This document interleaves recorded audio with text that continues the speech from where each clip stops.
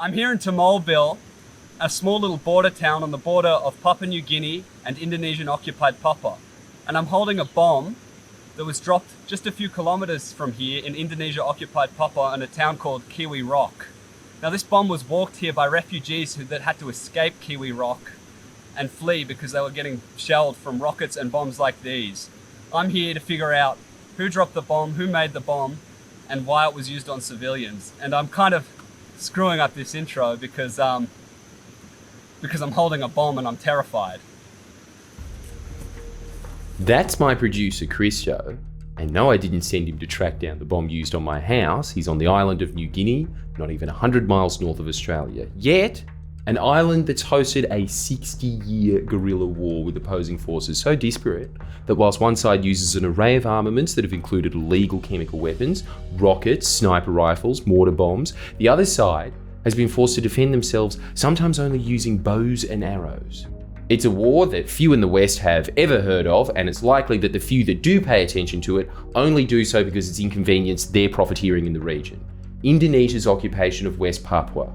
The island of New Guinea was one of the last places on Earth interfered with by outsiders, with most of the people in direct armed conflict with the Indonesian government only becoming aware of their occupation, and through this occupation the outside world, within the last few decades. How this occupation came to be and why it's tolerated by virtually every government on Earth is probably one of the worst stories of Cold War realpolitik expedience and betrayal of the 20th century.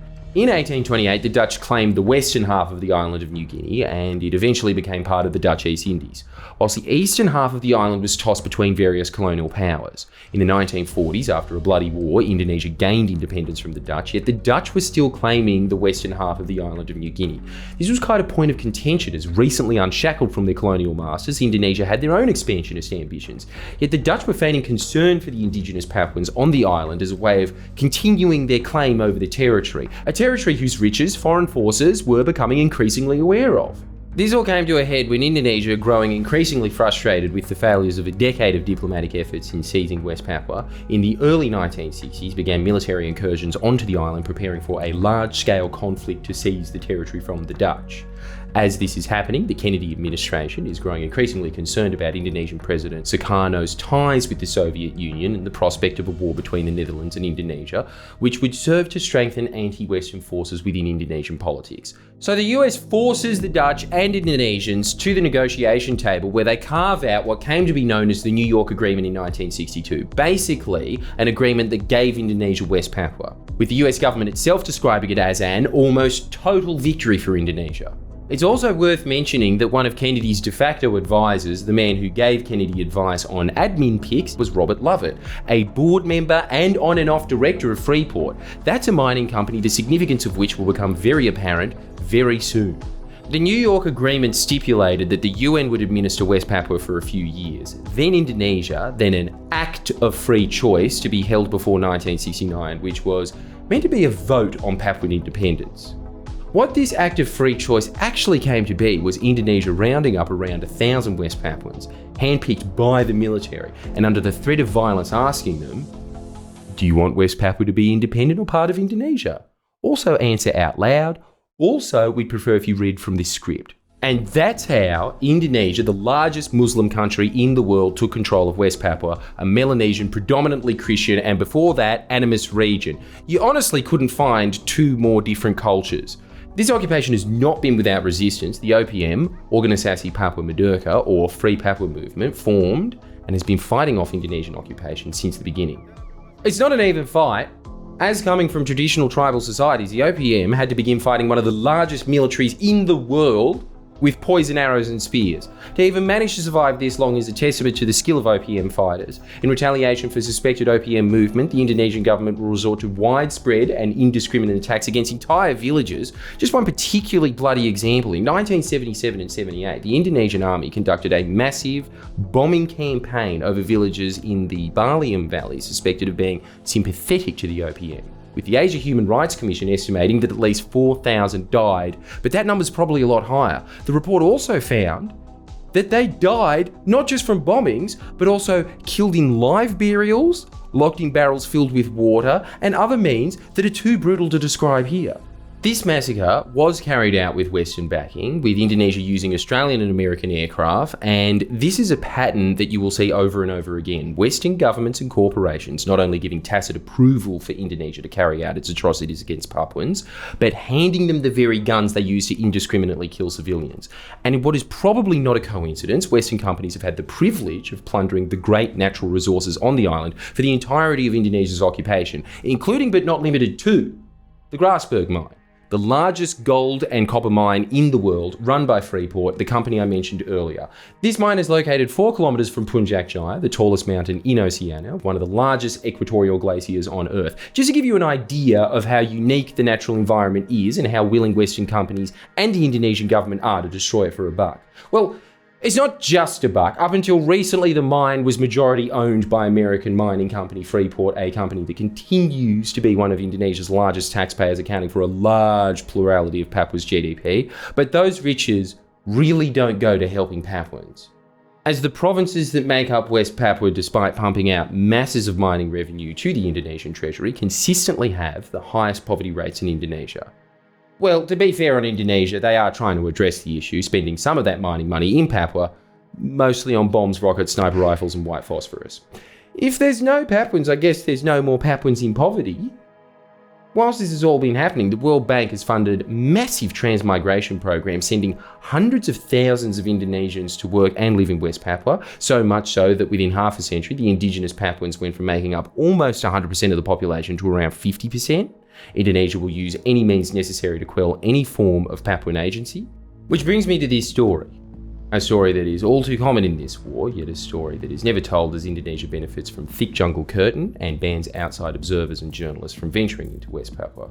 This is a story of a massacre of civilians, and the Western companies have profiteered from the bloodshed. Kiwi Rock is a small village situated in the Star Mountains, one of the most remote parts of Papua, right in the middle of the island, a dozen or so miles from the border with Papua New Guinea. Enclosed by dense rainforests and rugged mountains, the people from Kiwi Rock and the surrounding villages have limited contact with the outside world, and in fact some villagers hadn't had contact with Indonesia, the country supposedly laying claim to the land that they live on, until the 2000s. In September of 2021, Indonesian media begins reporting on violence at Kiwi Rock, alleging that the OPM, or as the Indonesian occupation prefers to call it, the KKB, translated to Armed Criminal Group, they're chiefly responsible. The media reports also claim that in the panic, 2 local health workers fell into a ravine, one being found dead and another being held by Lamex Command in the surrounding jungle for 12 days before being released. What happened next is extraordinary. The Indonesian army comes in. Through intermediaries, we hear reports of helicopters shooting rockets and drones dropping bombs on civilians' houses and food gardens. There's also accounts of snipers and men with M16s shooting civilians. Pictures emerge of the attack, and it becomes clear that a large aerial bombardment took place. The worst of these bombardments occurred on the 10th of October, almost a full month after the original bout of violence. We obtain images of unexploded bombs and the aftermath of the attack. Yet due to the isolation, it's almost impossible to get a clear idea of what exactly happened. So I sent Christo there to suss it out. He sets off and meets with Sebi Sambom, the spokesperson of the OPM and their military arm, West Papua National Liberation Army. Sebi is a very interesting man, whose life itself gives insight into the unusual nature of the conflict. Sebi grew up in the remote mountainous Pass Valley. His dad was a cannibal. He didn't even see an Indonesian until he went on a school trip at age 12. He studied fisheries in the city of Yogyakarta. He taught himself English from reading a dictionary and has spent multiple years and stints in prison for peaceful activism. Finally, like many other West Papuans, he escaped the Indonesian side of the island and took refuge in Papua New Guinea. Oh yeah, and Indonesian generals have recently asked Interpol to arrest Sebi. Christo made a video specifically about his time with Sebi and how he, as one man with limited access to electricity and internet, runs the communications of a guerrilla army operating in probably one of the most remote places on Earth. Oh, and it's probably important to note that as this was being filmed, further west in the Nduga Regency, the OPM had taken a New Zealand pilot hostage, and in response Indonesia was rolling out a massive military operation. So Sebi was in between showing Christo around and was negotiating that tense situation at the same time. Anyway, it's kind of hard to describe what happened there in third person, and I want to still be able to holiday in Bali, so I'll let Christo take it from here. I've spent some time living at Sebi's home, documenting how he runs his operation. He's the man in charge of communications for a guerrilla army taking on one of the most brutal militaries on Earth. Do they ever shoot Indonesians with bows and arrows as well? Yeah? Yeah.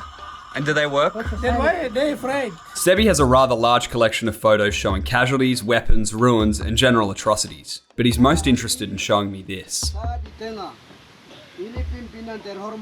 These videos are from an OPM meeting near Kiwi Rock last December. There seems to be consistent accounts filtering out about what happened there, yet little is known about the number of victims and what occurred in the aftermath of the attack. It seems Sebi and other senior OPM figures are some of the only visitors the village has had that have investigated an aerial bombardment of civilians. Untuk menjadi barang bukti yang Indonesia lakukan. Sebi agrees to take me as close to Kiwi Rock as possible, which due to the remoteness involves a perilous bus trip. Well, maybe just for me.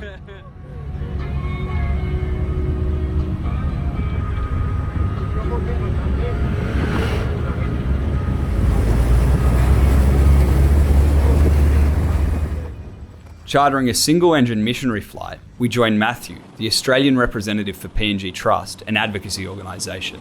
The mountains we're flying over are some of the last frontiers for industrial society's advancing march.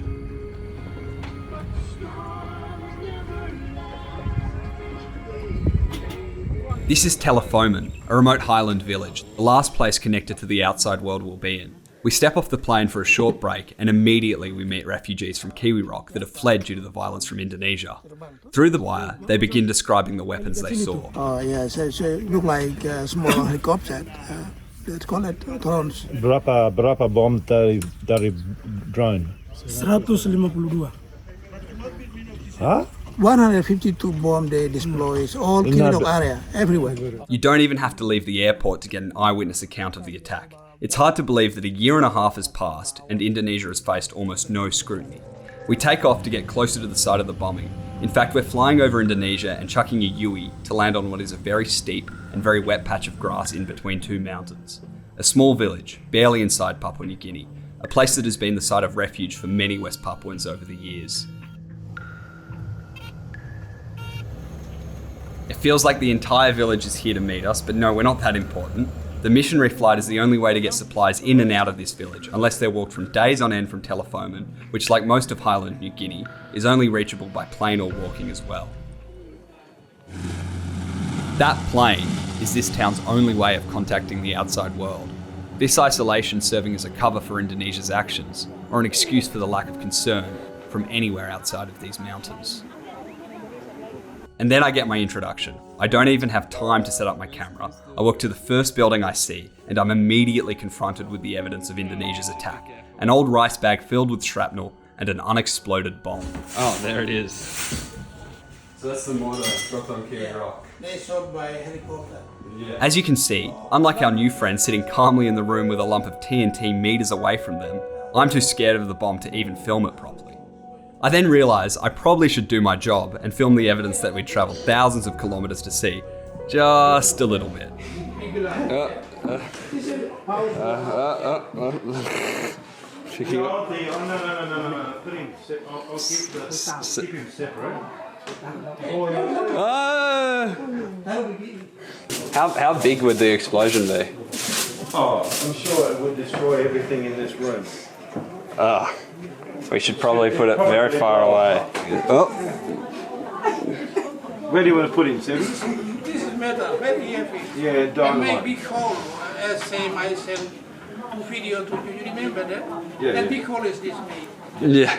The reason for the casual bomb handling is that this bomb and other unexploded mortars from the same attack have been walked dozens of miles through steep and wet mountains back and forth across the Papua New Guinea-Indonesian border by the OPM and victims of the Kiwi Rock attack, looking to show anyone the evidence of what happened, so far without much luck. After some bomb weight estimating, and bomb swinging, the bomb is placed further up the hill, at least 50 metres away from the village meeting that begins to take place. This man says that he's afraid that Indonesia is going to bomb the village we're in right now because of what happened just miles away in Kiwi Rock. Okay, thank you. Good question. So, you mean people law here not kind of afraid because you got international law. By international law, Indonesia not in a bombing law, PNG side. Yeah, they will bomb only western side.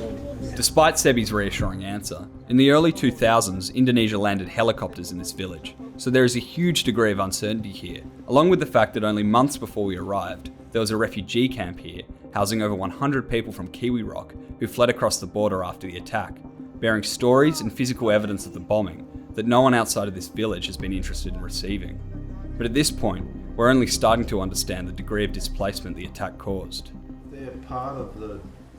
Oh, this would be. After the meeting, Matthew and I go through the bag of shrapnel. We start piecing together the remnants of numbers and letters, attempting to better identify the weaponry.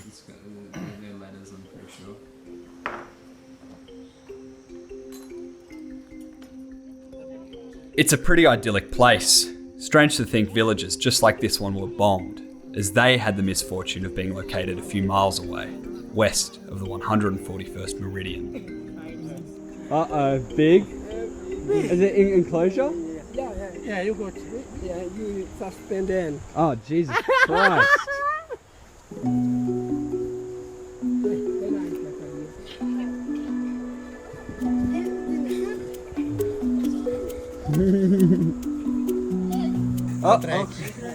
Come back. Castaway. Dangerous path. We come around here. No.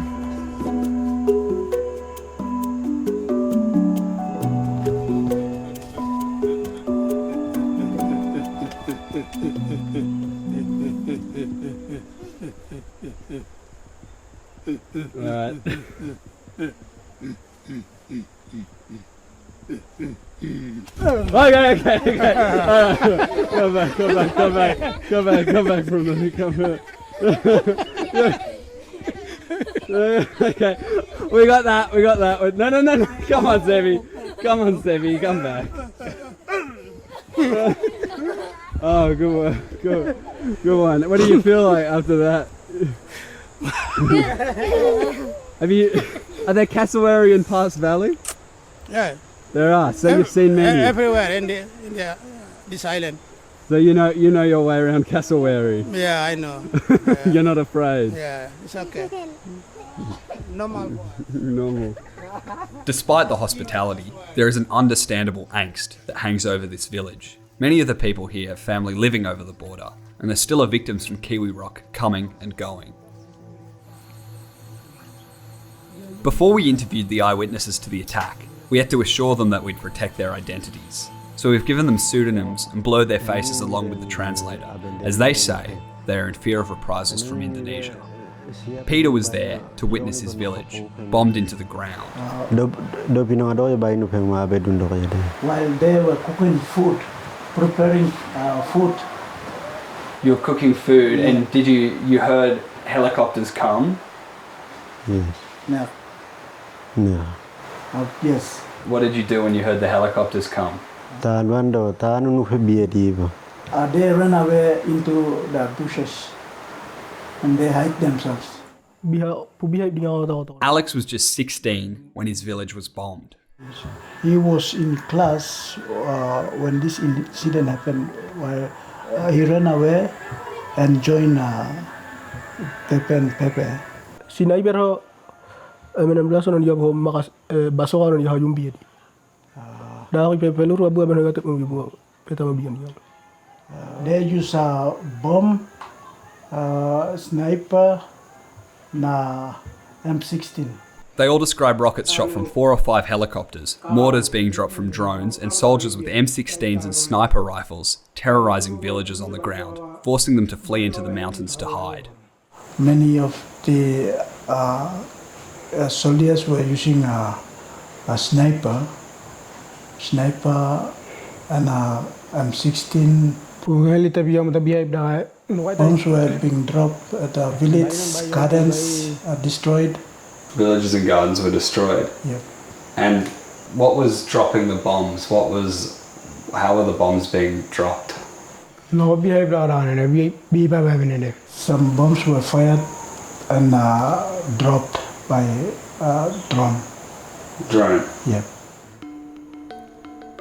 I asked the witnesses to draw the drones that dropped the mortars. The two witnesses that could independently came back with strikingly similar pictures. At first, I thought there was confusion and the witnesses were drawing helicopters, but they reassured me that these were small drones dropping mortars. This picture from 2021 shows an Indonesian soldier in Papua, seemingly from Brimob, the Mobile Brigade Corps, standing next to a drone model almost identical to what the witnesses drew. We've identified the drone pictured as a Xi'an Blowfish A3, a Chinese model that boasts of a swarm function, where 10 drones swarm a target in unison, utilising artificial intelligence to take off and attack a target with full autonomy.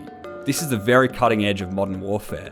You wouldn't have much luck defending yourself from these with bows and arrows.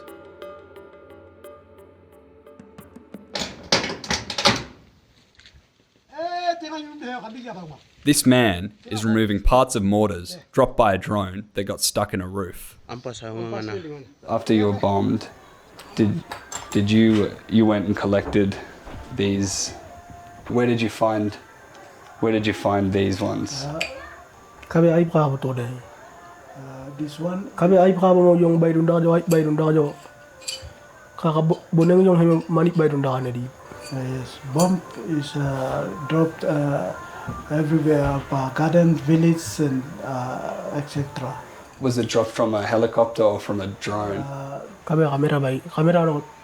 Pugay dep mina. Merde. Kayong bay tayang. It's thrown from a drone. Drone. So this one's from a drone, goes down like that, and it's like the green one we saw yesterday, Yes. and then this one. Is this one come from helicopter or? Yeah. Yes. Drone by that biha ko di. Kami heli bay tayo. This from helicopter. Heli And tao de bay mo ta. Yes. Tubo ko tiyo. Were they shooting rockets at civilians? Tao No, rupiah di. no. Nakan white tebon ka teben bebe. Kayong bay no hemengin biya ya masarat bay ni bay yung biha ko de. Yes, Ingay taka ba? civilians. Civilians. Yes. We hear that those who couldn't run into the mountains to hide, mostly the young and the elderly, were the ones killed by the rockets and mortars. Bilha. Bilha was killed by bomb dropped. And who was Bilha? Nen ko tao. His sister's daughter, And how old was Bilha? 4 years. 4 years old. And where was Bilha when the bomb was dropped? Balam ding mo na tano no unitem na ate odo. She cannot run away, so she's baby and she cannot run away. So while managing to run away, bomb dropped and killed. Killed her. Pe bay no di unip do yawo makot banay bihi wa bay ni bom talo no ito. All people unable to run away into the bushes to hide themselves were bombed and killed. And killed. Yes. And they died from not being able to eat food? Uh, No, they were bombed. They were bombed. they were bombed. Those who didn't die in the attack still had to survive being dispossessed without food or shelter in the Star Mountains, a place thought to be one of the rainiest on Earth. This footage shows the journey to relative safety the residents of Kiwi Rock had to make. Uhita bay ni from petaon he bay ni haymun.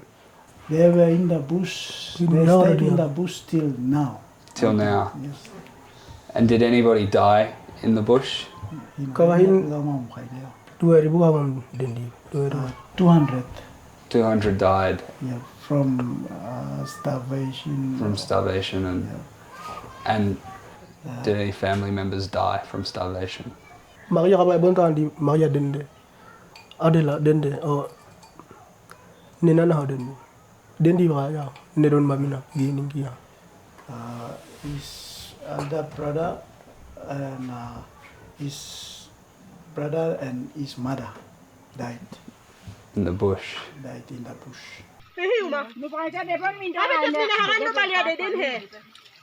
This is a makeshift camp in the mountains. The people here are surviving on leaves.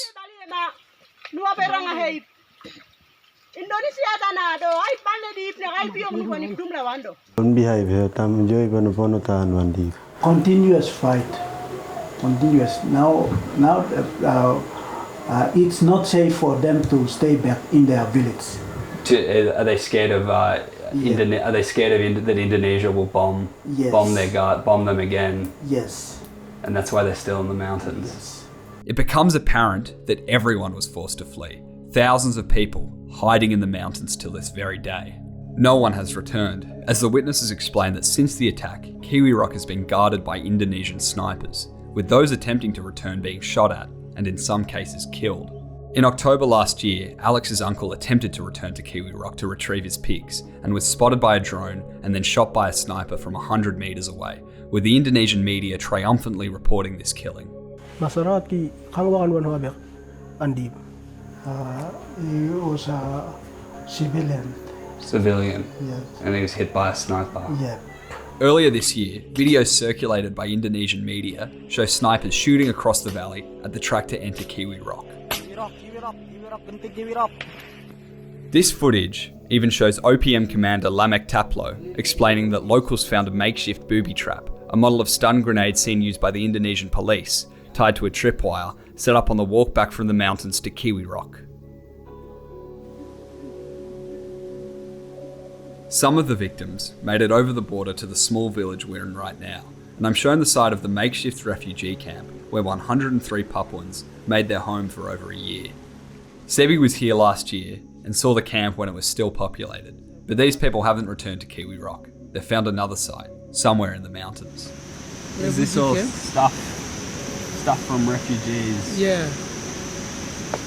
What is it?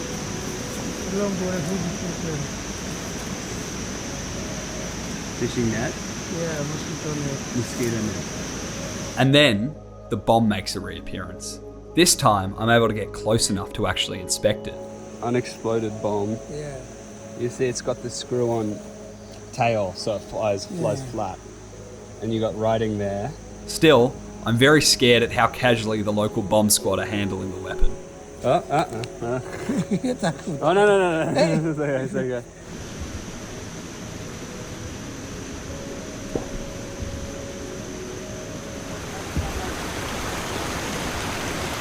Oh, where we go?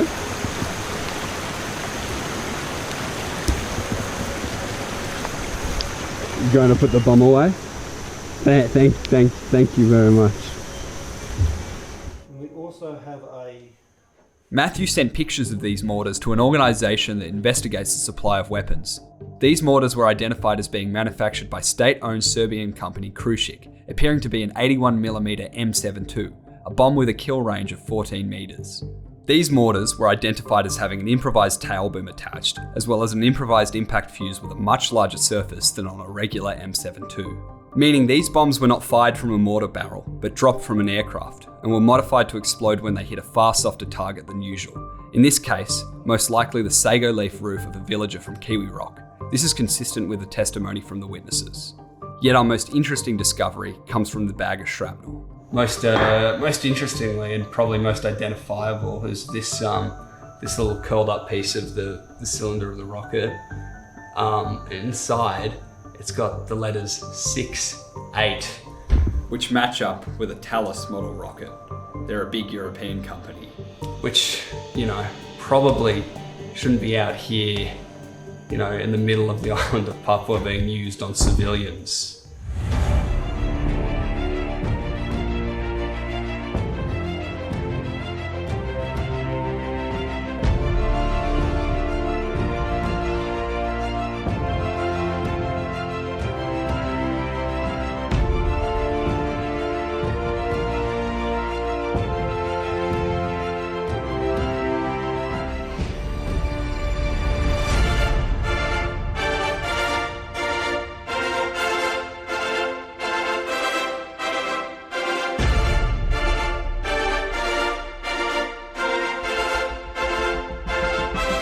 Stephen Loosely is the Deputy Chair of Thales Australia, the closest subsidiary of Thales to West Papua. But if we are arming them, how do we prevent these states that don't have robust institutions? How are we arming them, and to whom are we referring? I've got an example here. Do you know what this is? Looks like part of a spent round. Yes. Do you know what type of round this is? No, 7.62, something like that. No, this is a Thales made FZ68 that I retrieved in around Kiwi Rock in Indonesian occupied Papua. It was used on civilians there. I've got some pictures. Well, I'm not familiar with this, so it's difficult for me to comment. Yeah. So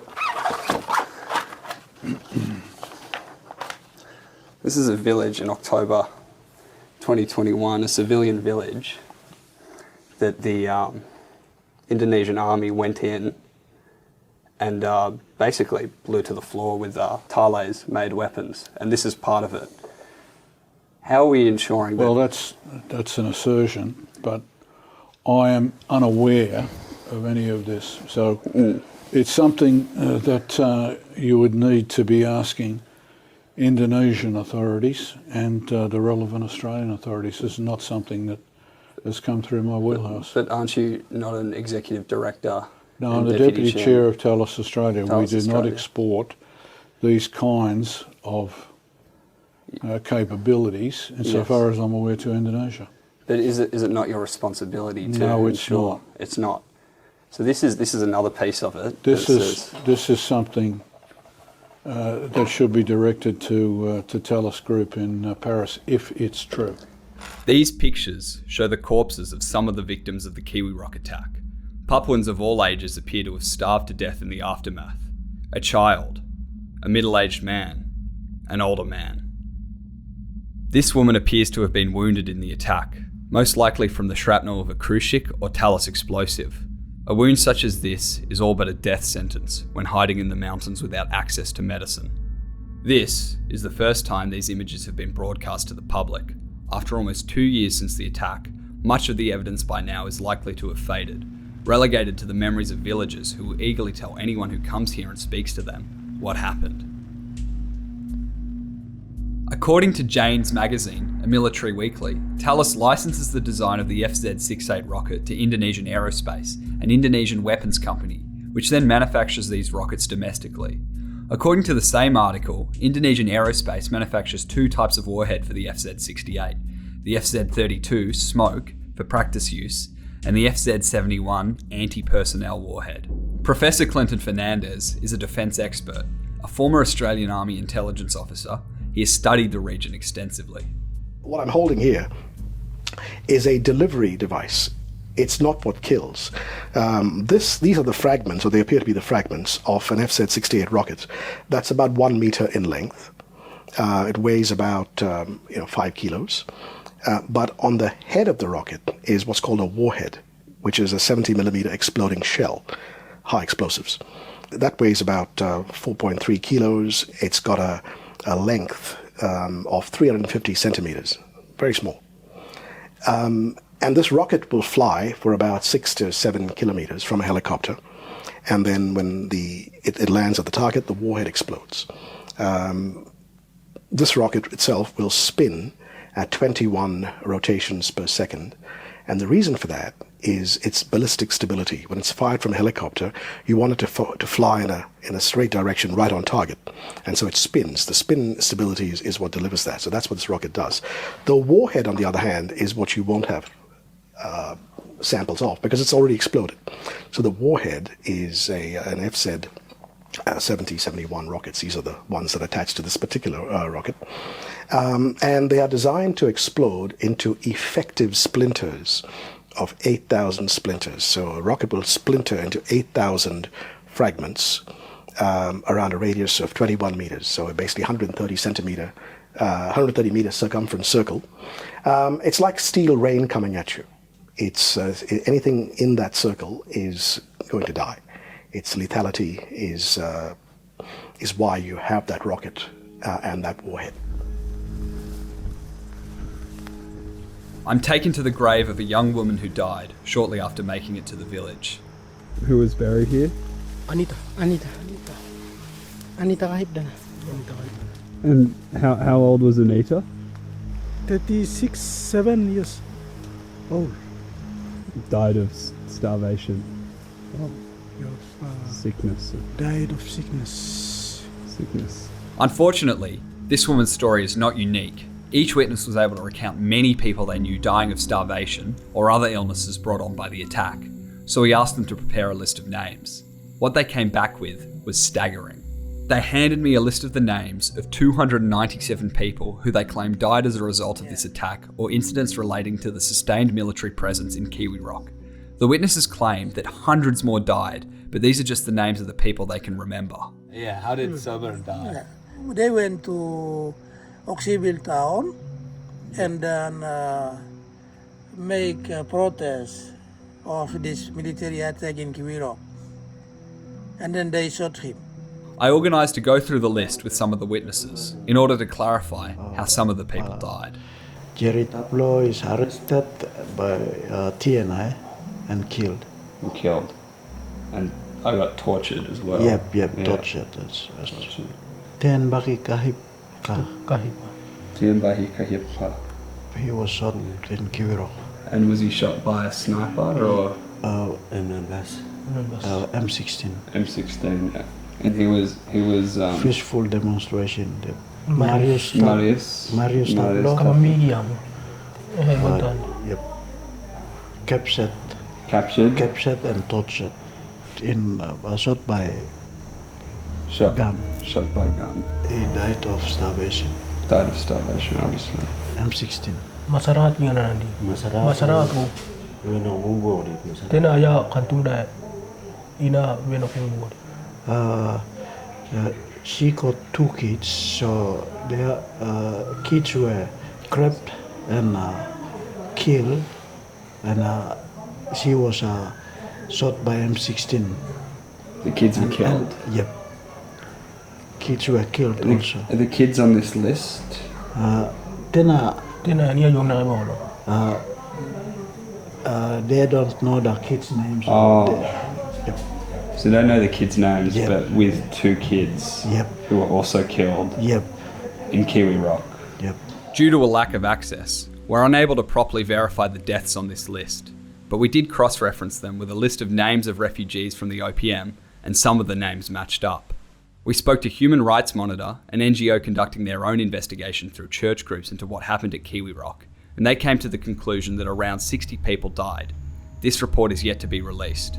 According to the account from the local OPM that was accompanied by the photos of corpses and casualties shown earlier, as of 2023, at least 72 people had died. This report was also accompanied by these pictures of graves, and some of the names on the graves match the names of the witnesses we spoke to listed.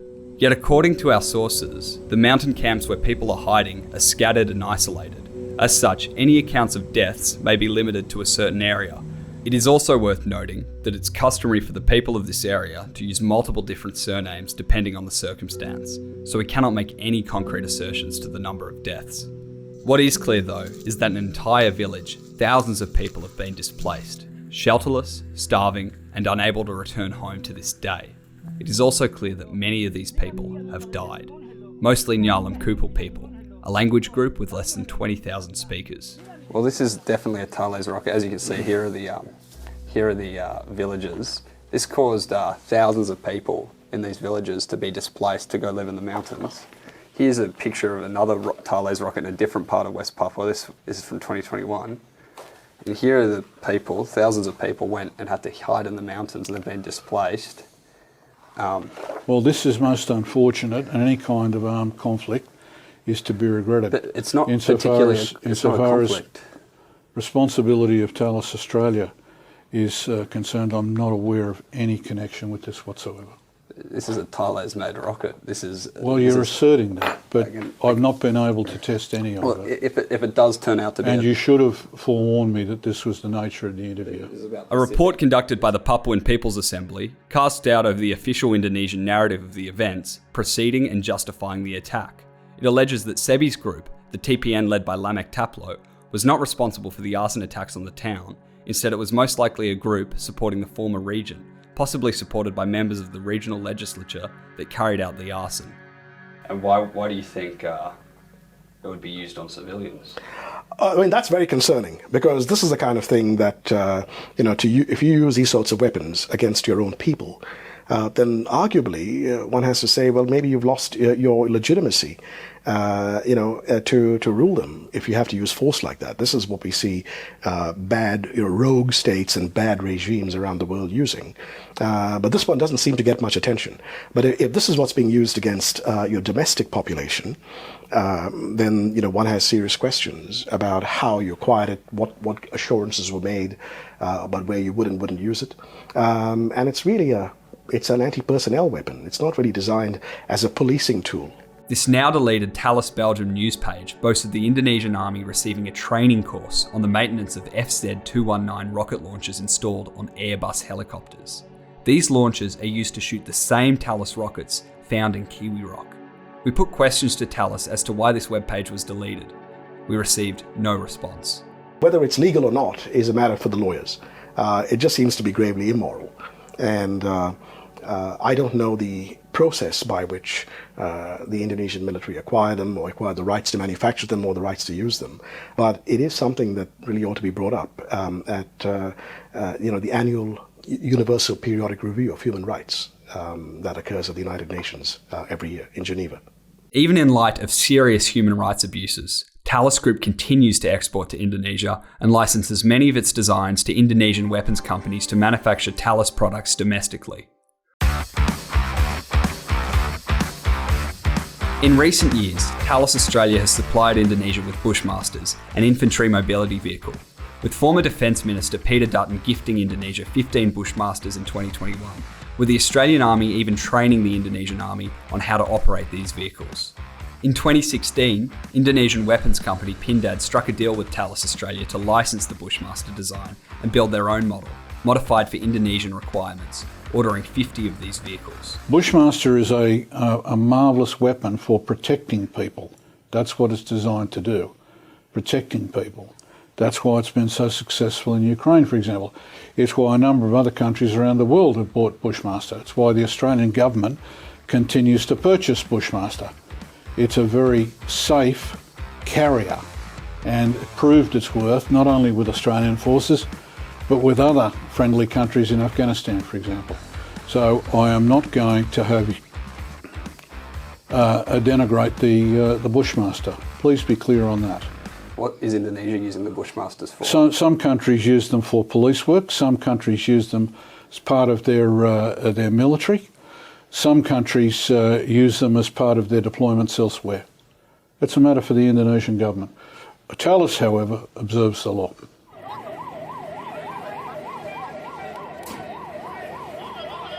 Papuans in cities like Jayapura and Wamena are all too aware of what Indonesian policing with heavy vehicles looks like, usually breaking up protests. Indonesia's capacity is undoubtedly going to improve with the addition of dozens of Bushmasters.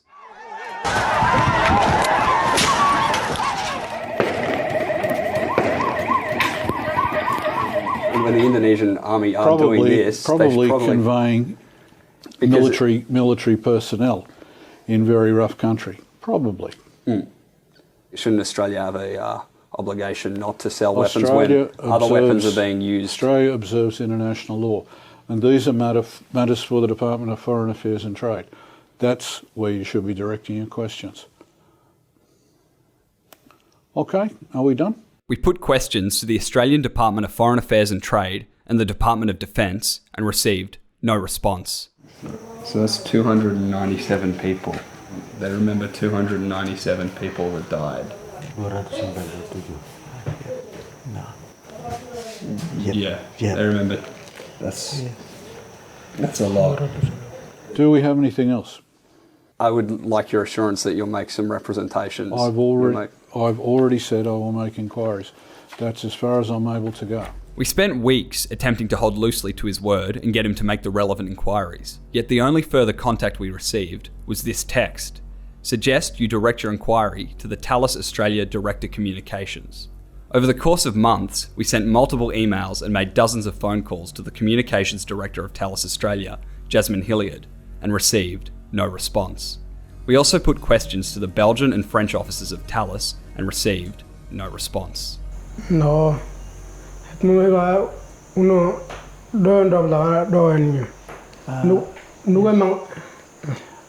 Yes.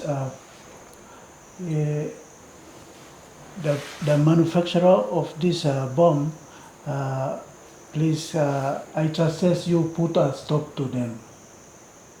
Stop making the bomb. Yes, stop making a bomb. Stop making the bomb. Yeah. The last remnants of humanity's pre-industrial past exist here in these mountains. This is the last of it on the planet. For some Papuans, these rockets and mortars would have been their first contact with the outside world.